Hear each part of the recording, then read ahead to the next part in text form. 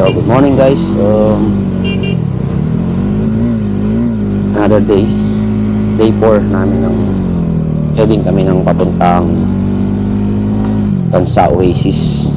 So, kasi palabas kami ng Sacote, Las Piñas. Dadaan kami through Cavitex Expressway. Maiksi lang pero yun, okay lang. Kasi hindi kami makapag 4 wheels due to color coding si XP namin. Webes, yung araw ng Webes. Nag-start yung seminar ni Moms around June 17 to June 21 nang matatapos bukas. Araw ng Friday, no? Dito kami ngayon sa, papunta kami sa Oasis, Cavite. Daan kami ng expressway. As you can see, kaganda kahit maiksi lang, okay na rin, convenient kasi kung dadaan kami na SM Bacoor, magbabayan-bayan kami awit, hindi na kaya, no? Medyo matraffic kasi lalo pag peak hour